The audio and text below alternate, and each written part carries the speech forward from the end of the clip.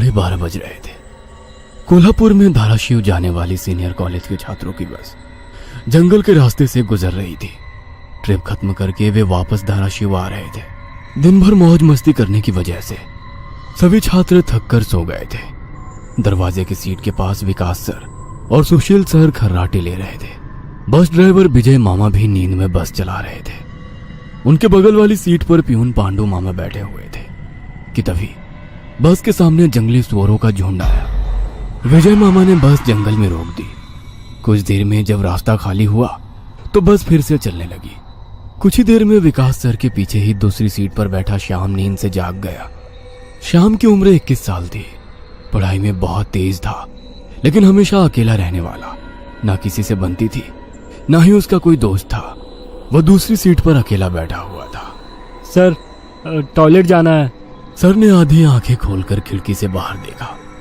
बस अभी भी जंगल में ही थी। थोड़ी देर बैठ जाओ, जब जंगल खत्म होगा तब मुझे उठा दो, मैं बस रोक दूंगा। वे बोले और फिर आंखें बंद कर सो गए। श्याम बस की खिड़की से बाहर देखने लगा और जंगल खत्म होने का इंतजार करने लगा। कुछ ही देर में जंगल खत्म हुआ और बस वीरान जगह पर आ गई। उसने विकास सर को जगा दिया और उन्होंने ड्राइवर से बस को रोकने के लिए कहा। जैसे ही बस रुकी, विकास सर बोले, किसी को टॉयलेट होना है तो अभी उतर जाओ, वरना बस सीधे धाराशिव जाकर ही रुकेगी। आवाज सुनकर पिछली सीट पर बैठा श्रीकांत नींद से जाग गया। विकास सर टॉर्च लेकर पहले बस से बाहर उतर गए। उनके पीछे पीछे श्याम और श्रीकांत भी उतरे और वो दोनों अलग अलग झाड़ी के पीछे टॉयलेट करने गए।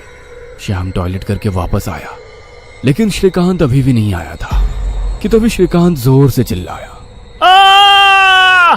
उसकी आवाज सुनकर विकास सर और श्याम उसकी ओर भागे, लेकिन तभी श्रीकांत झाड़ी से बाहर आया। क्या हुआ, क्यों चिल्लाए थे? कुछ नहीं सर, चप्पल से होकर कांटा पैर में चुभा। उसकी आवाज सुनकर ड्राइवर और प्यून भी नीचे उतरे थे। वो सब बस में वापस चढ़ने ही वाले थे कि तभी एक बाइक बस के सामने आकर रुक गई। अरे भाई साहब, यहाँ के नहीं हो क्या आप? क्या आपको पता नहीं कि इस रास्ते पर लोगों को हमेशा चकवा लगता है? बाइक चलाने वाला बोला। चकवा नाम सुनकर विकास सर बोले, हाँ पता है, हम बस निकल ही रहे हैं। और वो सब बस में बैठ गए। सर, वो आदमी किस चकवे के बारे में बात कर रहा था? प्यून ने अगली सीट से ही मुड़कर विकास सर से पूछा। हिंदी में चकवा मतलब छलावा, छलावा मतलब भूत। कहते हैं जो लोग रात में सफर करते हुए मरते हैं उनकी आत्मा छलावा बन जाती है। छलावा रात को सफर करते हुए यात्रियों को पकड़ लेता है और उन्हें अपने गंतव्य स्थल तक पहुंचने ही नहीं देता। वो बस उन्हें उसी जगह पर घुमाते रहता है। कितना भी भाग लो या फिर गाड़ी तेज भगाओ, आप उसी जगह पर आ पहुंच जाओगे जहां आपको छलावा ने पकड़ लिया था। या फिर वो लोग रास्ते से भटक जाएंगे और उस जगह पहुंच जाएंगे जहां पर छलावा उन्हें ले जाना चाहता है। विकास सर ने बताया। इसके बाद ड्राइवर बोला, और यात्री रात भर उसी जगह पर बार बार घूमते हैं। वो तब तक रास्ता भटकते हैं जब तक सूरज ना उगे। जैसे ही सूरज उगता है उनकी ताकत कम हो जाती है। मेरे कुछ ड्राइवर दोस्त हैं, उनको भी छलावे ने पकड़ लिया था। कहते हैं छलावा बस उन्हीं यात्रियों को पकड़ता है जो थके हुए होते हैं, क्योंकि उन पर हावी होना बहुत आसान होता है ना। फिर तो छलावा बहुत ही खतरनाक है। प्यून घबराते हुए बोला। अरे कुछ खतरनाक वतरनाक नहीं है, ये सब अंधविश्वास है। ड्राइवर जब थक जाता है तो रात में उसे रास्ता समझना मुश्किल हो जाता है, इसलिए उसे भ्रम हो जाते हैं और वो रास्ता भटकता है। इसे ही अनपढ़ लोगों ने भूत यानी चकवा या छलावा का नाम दिया है। विकास सर बोले। यह सभी बातें श्याम और श्रीकांत सुन रहे थे। नहीं सर, छलावे होते हैं और कुछ छलावे तो जानलेवा भी होते हैं। मेरे दादाजी को छलावे ने इतना परेशान किया था कि मरते मरते बचे थे। रात को जितने भी एक्सीडेंट होते हैं उनमें से कुछ ना कुछ एक्सीडेंट छलावे के कारण ही होते हैं। वो रात के बेरहम शिकार होते हैं। यात्रियों की थकान और डर ही उनकी ताकत होती है। शिकारियों की तरह ही वे यात्रियों को डराते हैं, भगाते हैं और उनकी जान लेकर उनका शिकार करते हैं। हमें बस इतना पता चलता है कि कार एक्सीडेंट में उनकी मौत हो गई है, लेकिन मौत का कारण छलावा ही होता है सर। श्याम ने डरावनी आवाज में कहा। सर, इस का कुछ मत सुनो, इसकी बुआ राइटर है, उन्हीं से सुनी होंगी ये बातें। और राइटर लोगों का तो काम ही होता है बातें बनाना, उसी से तो उनका घर चलता है। पिछली सीट पर बैठे श्रीकांत ने कहा। श्रीकांत, चुप हो जाओ और सो जाओ, उन्होंने डांटते हुए कहा। और उसके बाद सभी लोगों ने आंखें बंद कर ली और सो गए। कुछ समय बीता। श्याम अभी भी जाग रहा था और खिड़की से बाहर देख रहा था। बस किसी जंगल के बीचों बीच से गुजर रही थी कि तभी उसने देखा कि रास्ते के किनारे एक बंद पड़ी चाय की टपरी है। लेकिन ये चाय की टपरी तो मैंने पीछे भी पहले वाले जंगल में देखी थी। वह मन ही मन बोला और खिड़की के बाहर देखने लगा। तब उसे पता चला कि वो तो वही जंगल है जो वीरान जगह से पहले आया था। वह भागते हुए ड्राइवर के पास गया। विजय मामा नींद में बस चला रहे थे, बीच बीच में आंखें झपका रहे थे। विजय मामा, बस कौन से जंगल में है? होगी किसी जंगल में। रास्ते में जंगल कम है क्या?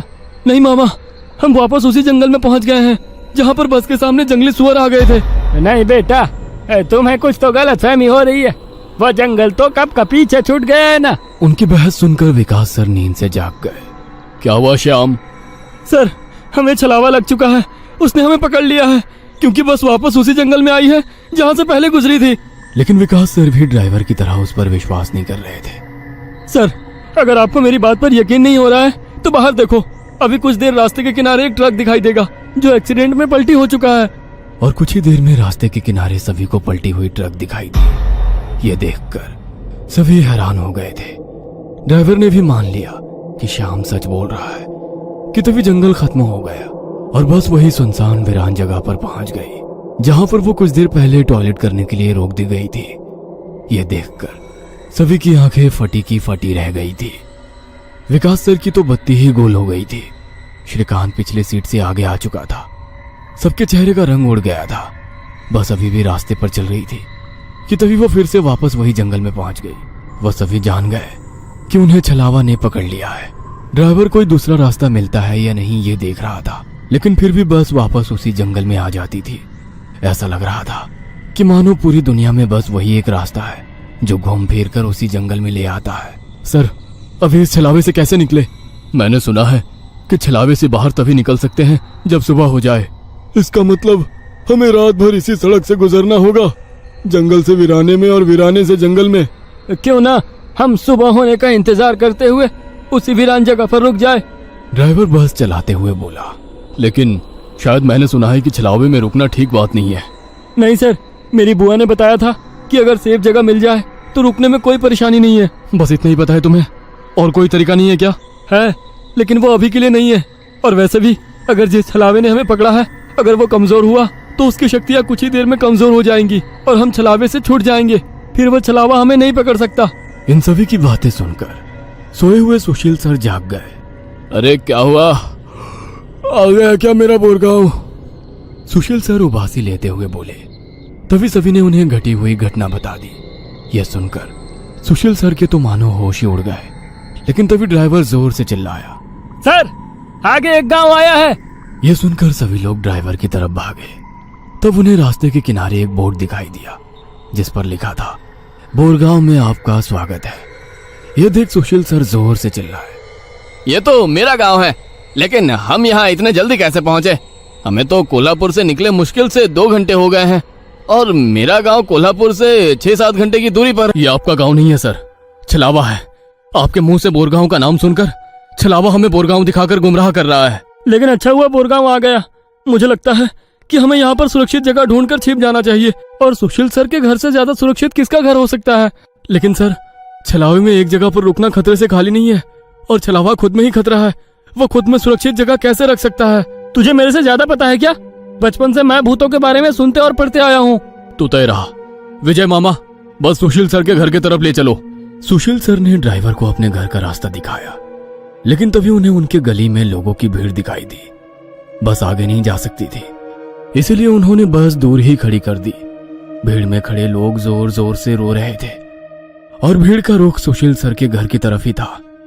भीड़ के रोने की आवाज सुनकर वे सभी लोग डर गए। सुशील सर बस से उतरे और भीड़ में घुस गए। उनके पीछे पीछे सभी भीड़ में घुस गए। वह सभी भीड़ को चीरते हुए सुशील सर के घर के सामने जा पहुंचे और आगे का नजारा देख उनकी रूह कांप उठी, क्योंकि जमीन पर खून से लथपथ 4 लाशें पड़ी हुई थी और वो लाशें थी सुशील सर के बीवी बच्चे की और उनके माता पिता की। उन सभी की किसी धारदार हथियार से गला काटकर हत्या कर दी गई थी। खुद के परिवार की लाशें देखकर सुशील सर का दिल सहम गया और वो रो पड़े। ये क्या हो गया? किसने मारा उन्हें? उन्होंने रोते हुए एक आंख वाले बूढ़े आदमी से पूछा। आज तुम्हारे बीवी ने चाकू से तुम्हारे बच्चे का और तुम्हारे माता पिता का गला चीरकर उन्हें मार डाला और फिर खुद का गला काट कर खुदकुशी कर ली। क्या? लेकिन क्यों? उसने ऐसा क्यों किया? अरे तुमने ही उसे ऐसा करने पर मजबूर किया होगा, वरना वो तो बहुत ही समझदार और नेक दिल इंसान थी। क्या शादी के इतने सालों बाद भी मैंने उसे कभी रुलाया नहीं है और आप मुझ पर इल्जाम लगा रहे हैं? तुमने ही उसे ऐसा करने पर मजबूर किया है। ये लो चाकू और अपनी जान देकर अपने गुनाह का प्रायश्चित कर लो। वैसे भी तुम अकेले इस दुनिया में जीकर क्या करोगे? खुद की जान दे दो, वरना उनकी आत्मा को कभी शांति नहीं मिलेगी। न जाने सुशील सर को क्या हुआ, वो उस आदमी की बातों में आ गए। ऐसा लग रहा था कि वो उसकी बातों से वश में आ गए थे। उन्होंने वो चाकू अपने हाथ में लिया और रोते हुए बोले, हाँ हाँ, मैं प्रायश्चित करूंगा, मैं अपनी जान दूंगा। वैसे पास खड़े ड्राइवर ने उन्हें रोका। अरे सर, ये आप क्या कर रहे हो? ये सब छलावा है, आपका परिवार नहीं है। आपका परिवार घर पर सुरक्षित है।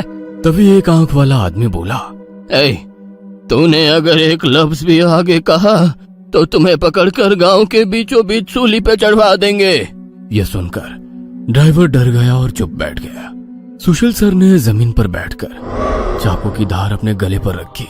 सर, ऐसा मत करिए, ये सब कुछ छलावा है, इसके चंगुल में मत फंसिए सर।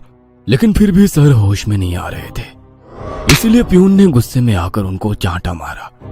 तब जाकर वो होश में आ गए और उन्होंने चाकू नीचे फेंक दिया। ये देख एक आंख वाला आदमी गुस्सा हो गया। भाइयों, इन लोगों को भीड़ से बाहर निकाल दो, इन्हें हम बाद में देखेंगे, पहले इस सुशील के बच्चे को पकड़ लो। ये सुनकर भीड़ में खड़े लोगों ने सभी को भीड़ से बाहर कर दिया। श्रीकांत, विकास सर, प्यून और ड्राइवर भीड़ के अंदर घुसने की कोशिश कर रहे थे, लेकिन अंदर घुस नहीं पा रहे थे।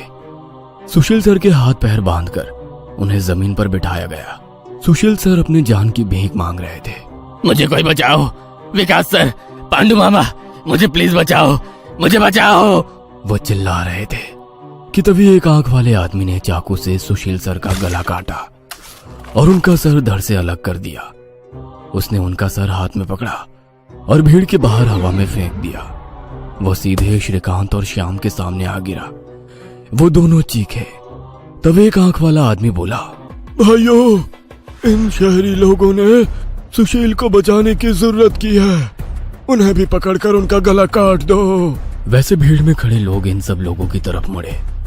वो गुस्से से इनकी तरफ देख रहे थे। तभी उन्हें बस के हॉर्न की आवाज आई। जल्दी से भागो, जल्दी करो। कुछ ही दूर बस में बैठे ड्राइवर मामा चिल्लाए। उनकी आवाज सुनते ही श्याम, श्रीकांत, विकास सर और प्यून बस की तरफ भागे। भीड़ उनका पीछा कर रही थी। ये सभी लोग जैसे तैसे बस में चढ़ गए। गांव वालों ने बस पर पथराव किया। बस के कांच टूटकर बच्चों के शरीर में उसके टुकड़े घुस गए, लेकिन उसमें से कोई भी नींद से जागा नहीं था, क्योंकि वो सब छलावे के प्रभाव से मोहित होकर सो गए थे। श्याम, विकास सर और श्रीकांत के शरीर में भी कांच के टुकड़े घुस गए थे।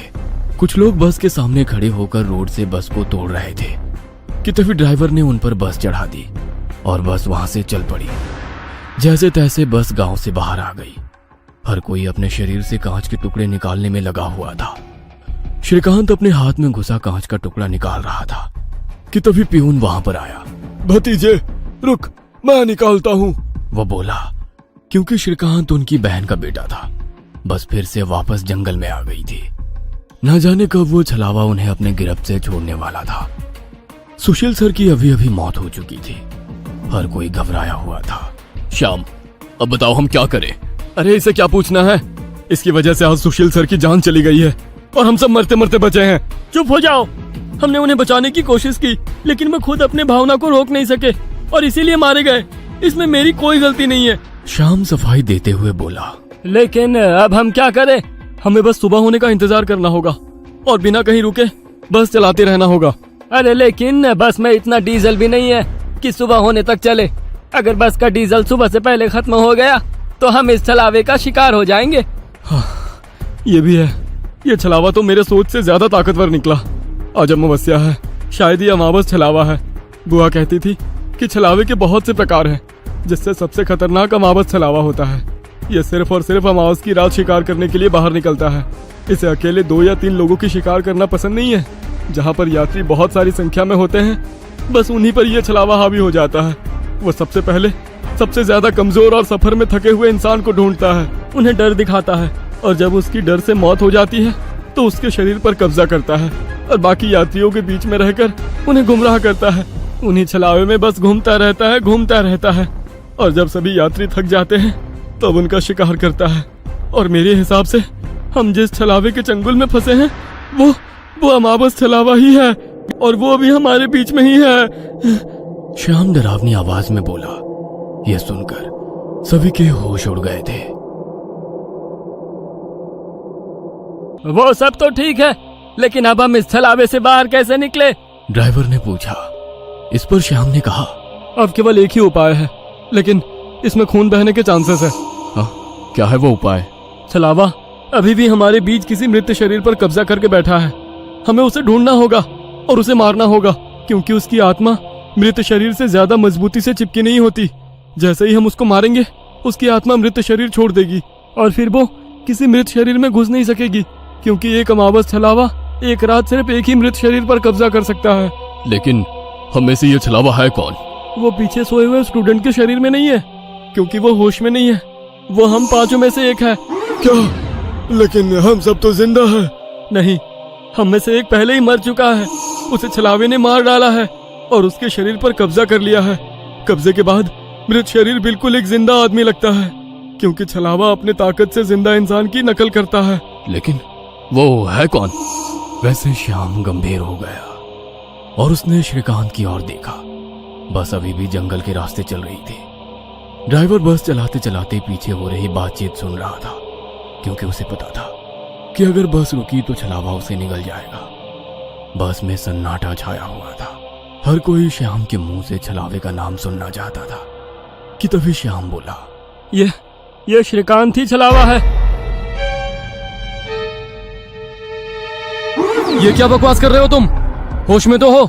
माना कि तुम्हारी बुआ ने बहुत सारी भूतों की किताबें लिखी है, उसका मतलब ये तो नहीं कि तुम कुछ भी बोलोगे और हम सुनते रहेंगे। मेरा विश्वास करो सब, श्रीकांत ही छलावा है। जब ये वीरान जगह पर झाड़ी के पीछे गया था, तब मैंने इसे किसी साए की ओर घूरते हुए देखा था। जब मैं देखने के लिए आगे बढ़ा, तभी मेरी चप्पल में कांटा चुभने की वजह से मेरी चीख निकल गई और वो साया वहाँ से गायब हो गया। शायद तभी उसने श्रीकांत को पकड़ा होगा और उसके शरीर पर कब्जा किया होगा। चल जल्दी से इसे मार डालो, वरना ये भाग जाएगा। यह सुनकर सभी के होश उड़ गए, लेकिन उसकी बात में कुछ तो वजन था। ए श्याम, जबान संभाल कर बात कर। भतीजा है ये मेरा, अगर इसको किसी ने हाथ भी लगाया तो मार डालूंगा। हाँ। प्यून गुस्से में बोला। सर जी, इस पांडु की मत सुनिए। मुझे भी लगता है कि यही छलावा है, क्योंकि हम सभी ने झाड़ी से आती श्याम की चीख सुनी थी। श्याम बिल्कुल सच कह रहा है। ड्राइवर बस चलाते हुए बोला। अरे शक की सुई तो इस श्याम पर भी है। यह भी तो झाड़ी के पीछे गया था और दिखाई नहीं दे रहा था। ऊपर से यह विकास हम दोनों की नजर से दूर था। शायद इसे ही छलावे ने बस के नीचे खींच लिया और वहीं मार डाला। तो ये दोनों क्यों नहीं हो सकते छलावा? प्यून ने कहा। अरे मैं जिंदा हूँ, मैं छलावा नहीं हो सकता। श्याम ने कहा। हाँ, और ये श्याम हमारी कब से मदद कर रहा है। ये छलावा होता तो हमारी मदद क्यों करता? अब बचे तुम तो ड्राइवर के बाजू में ही थे, इसलिए ये श्रीकांत ही छलावा है। विकास सर जोर से बोले। अरे सर, इस पे उनको छोड़ो। आप सीट के नीचे से रॉड निकालो और उस छलावे का सर फोड़कर मार डालो। ड्राइवर बस चलाते हुए बोला। यह सुनकर श्रीकांत डर के मारे प्यून के पीछे छिप गया। विकास सर ने सीट के नीचे से लोहे की रॉड निकाली। प्यून ने उन्हें रोकने की कोशिश की, लेकिन विकास सर ने उन्हें धक्का मारा और रॉड श्रीकांत के सर पर मारी। लेकिन श्रीकांत वहां से हट गया और नीचे गिर गया। वो रॉड से दूसरा हमला करते कि तभी प्यून ने पीछे से रॉड पकड़ी और विकास सर के हाथों से रॉड खींचकर उन्हें खिड़की पर धकेल दिया और उनके सर में रॉड दे मारा। विकास सर हाथों से सिर पकड़कर वहीं तड़पते रह गए। उनके सर से खून निकल रहा था और कुछ ही देर में उन्होंने अपना दम तोड़ दिया। यह देख श्याम चिल्लाया। विजय मामा, जल्दी से पीछे आइए, इन दोनों ने विकास सर को मार डाला। यह सुनकर ड्राइवर ने बस बीच जंगल में रोक दी और वो पीछे भागते हुए आया। उसने पियून के हाथों से रॉड छीना और उसे धक्का दे दिया। तुम नहीं सुनोगे, इसलिए पहले मुझे तुम्हें ही मारना होगा। ड्राइवर गुस्से में पियून से बोला और वो पियून के सर पर रॉड से हमला करता कि इससे पहले ही पियून ने कांच का नुकीला टुकड़ा तोड़कर ड्राइवर के पेट में घोंप दिया। ड्राइवर जोर से चिल्लाया और नीचे गिर गया कि तभी बस के बाहर से भीड़ की आवाज सुनाई देने लगी। रास्ते के बीचों बीच बस लगाई है इन्होंने। कोई तेजी से चलती गाड़ी इस बस से टकराई तो क्या होगा? बाहर निकालो इन लोगों को और सजा दो इन्हें, सजा दो। बस के बाहर से आवाज आई और बस पे पथराव होने लगा।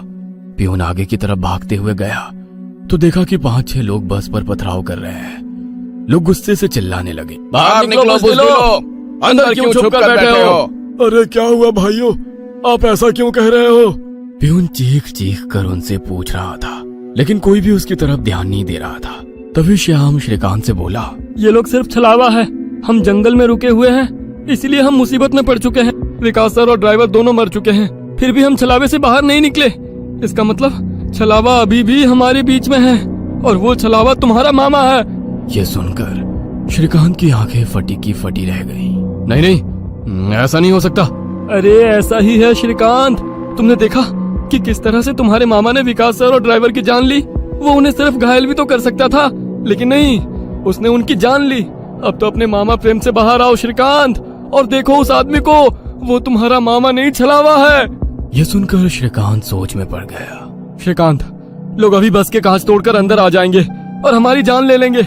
इससे पहले हमें यहाँ से निकलना होगा। मैं बस को यहाँ से निकालता हूँ और तुम इस छलावे को पीछे बुलाकर इस कांच के टुकड़े से घोंप दो। छलावा मर जाएगा और हमारी जान बच जाएगी। श्याम बोला और ड्राइविंग सीट की तरफ निकल पड़ा। लेकिन तुम्हें ड्राइविंग आती है क्या?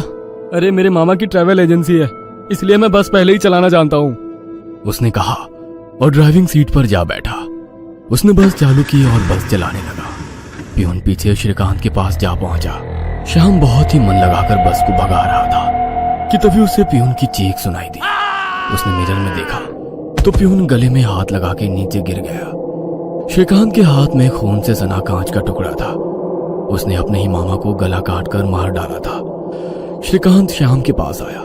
श्याम ने बस रोक दी। मैंने छलावे को मार डाला। यह सुनकर श्याम जोर जोर से हंसने लगा और उसकी आंखें लाल हो गई और वो डरावनी आवाज में बोला, लेकिन छलावा तो मैं हूँ। यह सुनकर श्रीकांत के तो होश उड़ गए। अरे चौंक क्यों रहे हो? मैं ही छलावा हूँ। जंगल में जब बस के आगे सुअरों का झुंड आया था, तभी मैं बस में घुस गया था। मैंने बस में सबसे कमजोर और थका हुआ यात्री चुना। ये श्याम थकान के कारण गहरी नींद में सो गया था। मैंने इसे जगाया और मेरा असली रूप दिखाया। मेरा डरावना रूप देखकर ये उसी वक्त सीने पर हाथ लगाते हुए मर गया। मैंने तुरंत इसके शरीर पर कब्जा कर लिया। तभी मैंने जाना कि पिछली सीट पर बैठा एक लड़का, मतलब कि तू, आधी नींद में था और टॉयलेट जाने के विचार में था, और मैंने अपना खेल शुरू कर दिया। मैंने बस में बैठे सभी को छलावे की कहानी सुनाकर डरा दिया, क्योंकि डर ही मेरा सबसे बड़ा हथियार है। मैंने जानबूझकर तुम सबको गुमराह किया और सुशील सर के गांव ले गया और तुम्हें छलावे में रुकने के लिए मजबूर किया और सुशील सर की जान ली। मैंने ही विकास सर, तेरा मामा और ड्राइवर को एक दूसरे से लड़ाया ताकि वो आपस में लड़ लड़ कर मर सके, और आखिर मैंने तुम्हारे हाथों से ही तुम्हारे मामा का खून करवाया। ऐसा कहकर वो हंसने लगा। यही मेरा खेल यानी कि शिकार थी। तूने अपने ही मामा की जान ली, उस मामा की जिसने तुम्हें बचाने के लिए अपनी जान पर खेलकर 2 आदमियों की जान ली। अब तुम्हारा जी कर क्या फायदा? यह सुनकर श्रीकांत की आंखों में आंसू आ गए। उसे अपनी गलती का एहसास हो गया। श्रीकांत, आओ बैठ जाओ इस ड्राइविंग सीट पे और ठोक दो इसे किसी पेड़ पे। ले लो खुद की और इन सभी यात्रियों की जान। छलावा श्रीकांत की आंखों में देखकर बोला। शायद उन लाल आंखों का जादू श्रीकांत पे हो रहा था। वो छलावे की बातों में आ गया था, जैसे सुशील सर आ गए थे और खुद की जान लेने के लिए तैयार हो गए थे। शायद श्रीकांत को अपने किए का पछतावा हो रहा था और वो छलावे की बात मानने वाला था कि तभी श्रीकांत ने अपने आंसू पोंछे और वो जोर से चिल्लाया, मामा। छलावे को पीछे पैरों की आहट सुनाई दी और उसने मुड़कर देखा कि तभी प्यून ने लोहे का रॉड छलावे के सर पे दे मारा और उसके सर पर 4-5 बार हमला कर उसका सर कुचल दिया। तुम्हें क्या लगा खेल केवल तुम ही खेल सकते हो? अरे मैंने तो तुम्हें तभी पकड़ लिया था जब तुम विकास सर और ड्राइवर की मौत देखकर मुस्कुरा रहे थे। तुम अपनी खुशी छुपा नहीं पाए। तब मेरे दिमाग में तुम्हारी बातें आई। जानबूझकर तुमने हमें गुमराह करके छलावे में रोका और तुम्हारी वजह से सुशील सर की जान गई। तुमने मुझ पर ही छलावा होने का इल्जाम लगाया, हाँ? और मेरे मामा विकास सर और ड्राइवर के बीच आग लगा दी और बाद में तुमने मुझे ही मेरे मामा को मारने के लिए कहा। और हद तो तब हो गई जब तुमने कहा कि तुम्हारे मामा की ट्रैवल एजेंसी है, जबकि श्याम का मामा तो हमारे कॉलेज के बाहर गोलगप्पे का ठेला लगाता है। श्रीकांत ने अपने मामा के हाथों से लोहे की रॉड ली और छलावे से बोला, अब तुम चैन से शिकार करने के लिए अगले अमावस की रात का इंतजार करो, क्योंकि आज तुम खुद शिकार हो गए हो। और ऐसा कहकर उसने एक रॉड का वार उसके कुचले सर पे कर दिया और उसके शरीर से छलावा काले धुएं के रूप में बाहर निकला और बस के बाहर निकल गया। और जैसे ही छलावा बस से बाहर निकल गया, सभी स्टूडेंट्स नींद से बाहर आ गए। आज पहली बार कोई अमावस छलावा किसी यात्री से हारा हुआ था। बस के ऊपर हवा में उड़ता हुआ छलावा दर्द से तड़पने लगा और चिल्लाते हुए हवा में बिखर गया। उस छलावे को अपनी योनि से मुक्ति मिल गई, क्योंकि ये सृष्टि का नियम है कि जब भी कोई छलावा इंसान से हारता है उसका अंत हो जाता है और उसे मुक्ति मिल जाती है। आधी रात का समय था। एक गाड़ी हवा से बातें करती लोनावला की घुमावदार सड़कों पर दौड़ी चली जा रही थी। गाड़ी के अंदर तेज म्यूजिक चल रहा था और अंदर बैठे चारों नौजवानों अक्षय, रवि, आयशा और आदि ने अपने हाथ में एक एक कोल्ड ड्रिंक की बोतल पकड़ी हुई थी, जिसमें उन्होंने शराब मिला रखी थी। शराब के नशे में झूमते हुए अचानक ही अक्षय ने गाड़ी में ब्रेक लगा दिया। अचानक ब्रेक लगने के कारण चारों को एक जोरदार झटका लगा और जैसे शराब का नशा एक झटके में चूर हो गया। घबराते हुए रवि, आदि और आयशा गाड़ी से बाहर निकल आए। क्या हुआ अक्षय? इतनी जोर से ब्रेक क्यों लगा दिया? सब ठीक तो है ना? लगता है डिक्की खुली रह गई है। जा दी, तू चेक करके आ। कुछ नहीं हुआ बे, बस वैसे ही मजे ले रहा था। इसका बर्थडे है, इसे परेशान करना तो बनता है ना। तुम्हें अगर ज्यादा मस्ती सूझ रही है तो हटो, मैं ड्राइव करती हूँ। गाइस, मुझे लगता है अक्षय पीकर आउट हो चुका है। ए आयशा, चुप करके बैठना पीछे। बोला ना तुझे मजाक कर रहा था। आदि आ जाना यार, कुछ नहीं है डिक्की में, बैठ जल्दी। आशा के बुलाने पर आदि भी आकर अपनी सीट पर बैठ जाता है और अक्षय वापस से गाड़ी स्टार्ट कर देता है। यार 100 की स्पीड में भागती गाड़ी में तूने ब्रेक लगा दिया।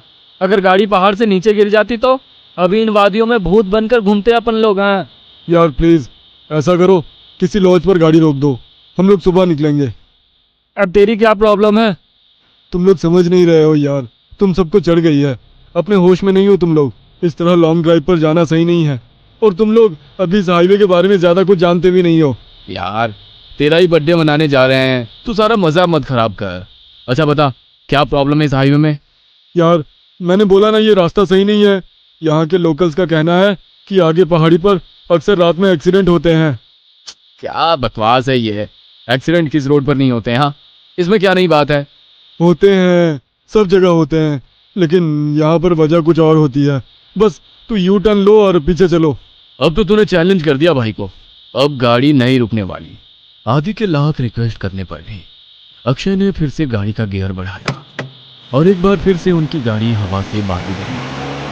आदि की बातें भूलकर बाकी के दोस्त भी अंग्रेजी गाने की धुन पर आंख बंद करके थिरक रहे थे, लेकिन आदि अभी भी अक्षय के साथ आगे की सीट पर थोड़ा सिकुड़ा सहमा सा बैठा हुआ था। रात का सन्नाटा हर गुजरते पल के साथ गहराता जा रहा था। रात के तकरीबन 2 बज गए थे। पीछे की सीट पर बैठे बैठे रवि अब झपकियां लेने लगा था। तभी एक बार फिर से अक्षय ने जोरदार ब्रेक लगा दिया तो गाड़ी जाकर सड़क किनारे लगे पेड़ से जा टकराई। अक्षय, तुम्हारा दिमाग खराब हो गया क्या? ये क्या मजाक लगा रखा है बार बार। अब तुम चुपचाप ड्राइविंग सीट से उतरो, नहीं तो अच्छा नहीं होगा। अरे यार, कोई मजाक नहीं है। मेरी गाड़ी के सामने अभी अभी ना जाने कहां से एक लड़की आ गई थी। अच्छा, तो अब कहाँ गई वो लड़की? मुझे तो यहाँ कोई लड़की नजर नहीं आ रही। मेरा यकीन करो आयशा, गाड़ी के सामने एक लड़की थी। उसे देखकर ही मैंने ब्रेक लगाया तो गाड़ी डिसबैलेंस होकर इस पेड़ से जा टकराई। ट्रस्ट मी, मैं कोई मजाक नहीं कर रहा। रात के 2 बज रहे हैं। इतनी रात को इस सुनसान सड़क पर कोई लड़की क्यों घूमेगी? और अगर तुम्हारी बात मान भी ले कि यहाँ कोई लड़की थी, तो अब वो लड़की कहाँ है? आदि, तुम तो अक्षय के साथ ही बैठे थे ना, तुम्हें कोई लड़की दिखाई दी? मुझे तो कोई लड़की दिखाई नहीं दी। पता नहीं अक्षय क्या कह रहा है। मुझे कुछ समझ में नहीं आ रहा है यार। लड़की अचानक कहाँ गायब हो गई? समझ लो हमारा एक्सीडेंट होते होते बचा है अभी। आदि, आयशा और अक्षय गाड़ी से नीचे उतरकर बातें कर रहे थे और रवि सब कुछ अनसुना करके चैन की नींद सो रहा था। इसे देखो, अभी गाड़ी खाई में गिर जाती तो ये सोते सोते कुंभकर्ण ऊपर पहुंच जाता। इसीलिए बोलती हूँ, लिमिट में पिया करो। हाँ, तू सही कह रही है। शायद मुझे चढ़ गई है। मैं पीछे बैठता हूँ, अब तू ड्राइव कर ले। ना बाबा ना, अब तो मेरी आंखें नींद से भरी हो रही हैं। तू ही चला गाड़ी, लेकिन अब ध्यान से चलाना। अक्षय एक बार फिर से ड्राइविंग सीट पर बैठ गया और आयशा पीछे बैठकर झपकियां लेने लगी। कुछ देर बाद, यार आदि, मुझे ऐसा लग रहा है हम बार बार उसी रास्ते पर आ रहे हैं। सब गोल गोल घूम रहा है यहाँ। वही पेड़, वही पहाड़। मुझे सच में चढ़ गई है क्या यार? तू एक बार लोकेशन चेक करना। भाई, पहाड़ एक जैसे ही होते हैं, इसमें क्या अलग होगा? आदि अपना मोबाइल निकालता है, लेकिन मोबाइल में कोई नेटवर्क ही नहीं आ रहा था। यार, मेरे फोन में नेटवर्क ही नहीं है। तभी अक्षय को गाड़ी की लाइट्स में सामने एक आदिवासी पहनावे वाली लड़की दिखाई देती है। लगता है मुझे फिर से वहम हो रहा है। अगर अब मैंने ब्रेक लगाया तो ये सब मिलकर मुझे ही पहाड़ से नीचे फेंक देंगे। अक्षय लड़की की ओर गाड़ी बढ़ाने लगता है। अरे, तुझे दिखाई नहीं दे रहा? सामने कोई लड़की है, उसे गाड़ी से उड़ा ही देगा क्या? आदि की बात सुनकर अक्षय लड़की से कुछ दूरी पर ही गाड़ी रोक देता है। अक्षय, अचानक ये लड़की कहाँ से आ टपकी? चुपचाप गाड़ी आगे बढ़ा। मुझे कुछ ठीक नहीं लग रहा है। बाहर मत निकलना। अरे यार, बहुत घबराई हुई लग रही है और रात भी हो रही है। देखने तो देख क्या बात है।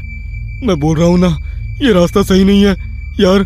यहाँ पर अक्सर लोगों को छलावा लग जाता है। तो फिर शुरू हो गया।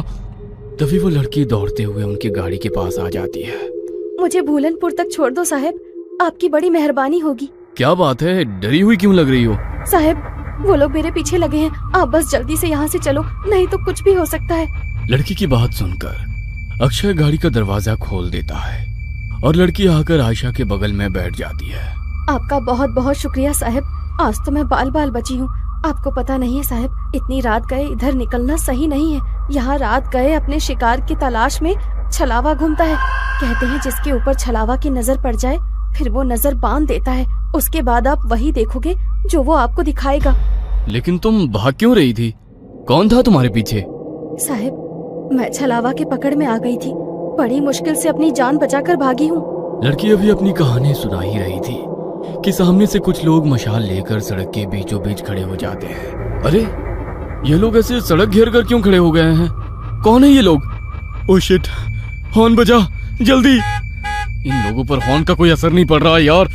एकटक घुरे ही जा रहे हैं और अपनी जगह से टस से मस तक नहीं हो रहे हैं। मुझे तो बहुत गुस्से में लग रहे हैं। क्या करूं? पतली सी सड़क है, अगर ये सामने से नहीं हटे तो गाड़ी रोकनी पड़ेगी। गाड़ी रोकते ही कहीं इन्होंने हम पर हमला कर दिया तो? साहब, ये आदमी नहीं है, आप बस गाड़ी मत रोकना। अगर इन्होंने हमें पकड़ लिया तो अच्छा नहीं होगा, हम में से कोई नहीं बचेगा। क्या मतलब है तुम्हारा? मैं उन पर गाड़ी चढ़ा दूं?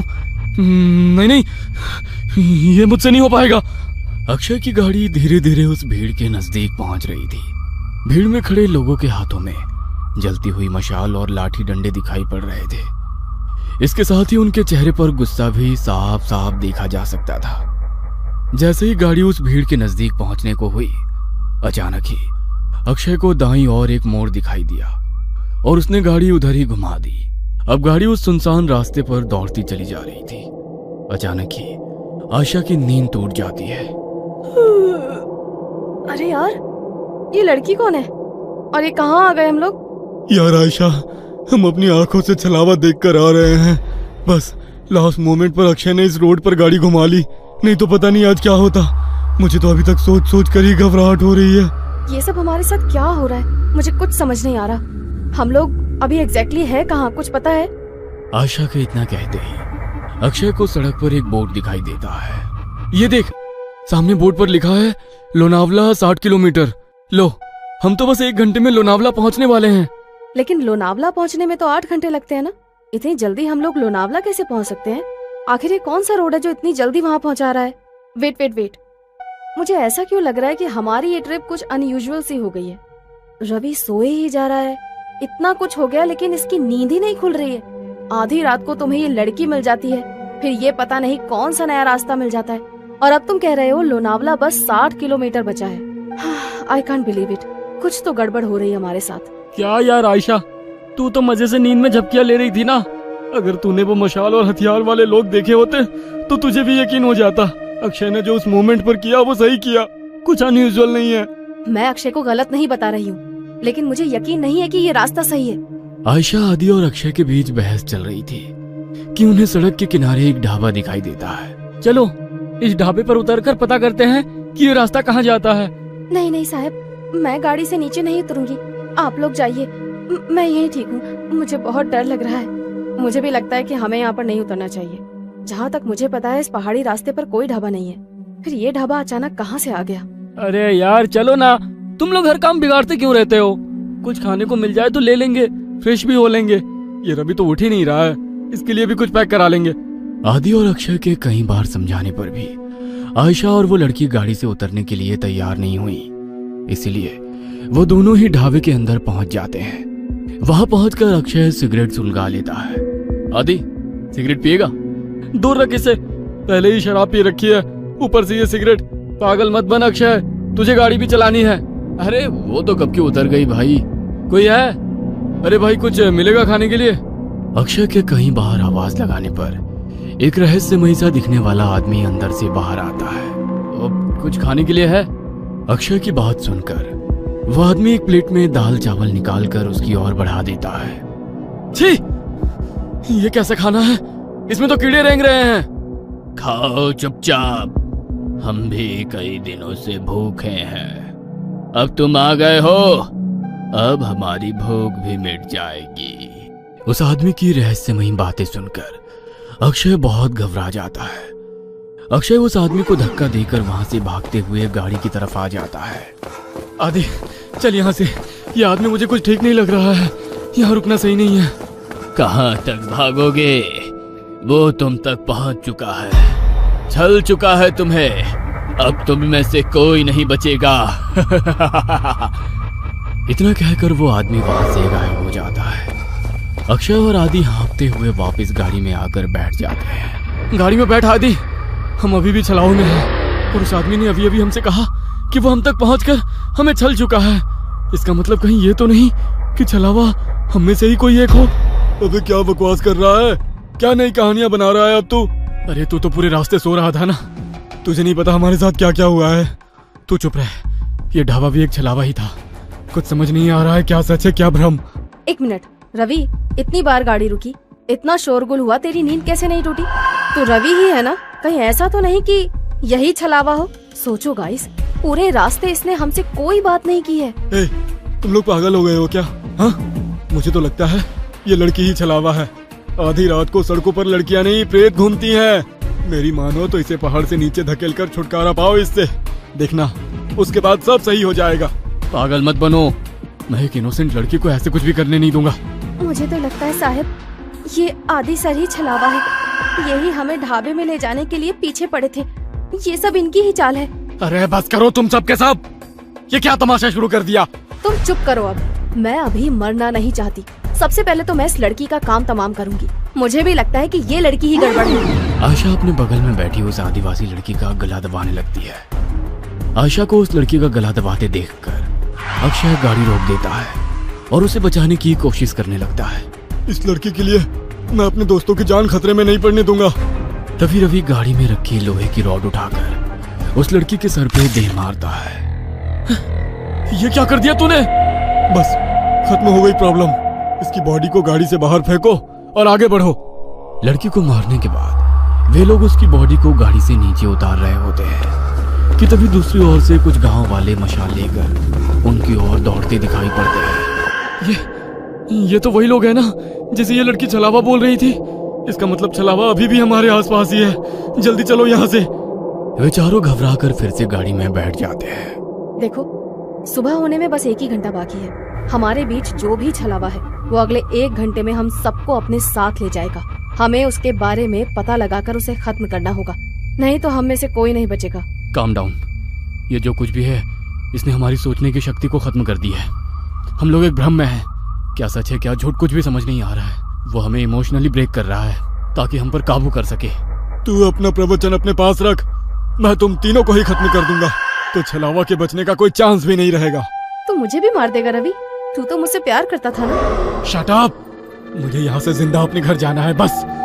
इससे पहले कि रवि आयशा को मारता, आयशा अपने गले में पहने हुए स्कार्फ से रवि का गला घोटने लगती है। तू ही है वो राक्षस, तुझे ही खत्म कर देती हूँ, सारी प्रॉब्लम खत्म हो जाएगी। आयशा और रवि के बीच होती हाथापाई को देखकर अक्षय अचानक से अपनी सीट के पास रखी बियर की बोतल को आदि के सर पर दे मारता है। उस फूटी हुई बोतल से ही अक्षय आदि के ऊपर एक के बाद एक कई सारे वार कर देता है। अक्षय के आदि पर हमला कर देने से अचानक ही आदि का चेहरा बदलने लगता है और वो एक खौफनाक चेहरे वाले प्रेत में बदल जाता है। आदि का चेहरा बिल्कुल काला हो गया था और उसके बदन पर कपड़े भी पुराने और फटे दिखाई दे रहे थे। हैरानी से अक्षय की ओर घूरते हुए वो जोर से चिल्लाया, नहीं, ये नहीं हो सकता। आज तक मेरे भ्रमजाल से निकलकर कोई बाहर नहीं आ पाया है। तुझे कैसे पता चला कि मैं ही छलावा हूँ? पिछले काफी देर से मैं आज रात की सारी घटनाओं की कड़ियां आपस में जोड़ने की कोशिश कर रहा था। तुझे पहले ही पता था कि हम तेरा बर्थडे मनाने लोनावला जा रहे हैं। घर से तो तू खुशी खुशी हमारे साथ आ गया था, लेकिन जैसे ही ये पहाड़ी हाईवे स्टार्ट हुआ तू कुछ अजीब सा व्यवहार करने लगा। पहले तूने कई बार मुझे यू टर्न लेने को कहा, जबकि तू जानता था उस रोड पर आगे 10 किलोमीटर तक कोई यू टर्न नहीं है। उसके बाद उस लड़की को लिफ्ट देने से मना करना, अचानक से छलावे की कहानी सुनाने लगना, जबकि तू तो इन बातों को कभी मानता ही नहीं है। वो गांव की लड़की ठीक कह रही थी, तू ही मुझे जानबूझकर उस ढाबे में ले गया था, लेकिन मैं वहां से बचकर किसी तरह निकल आया।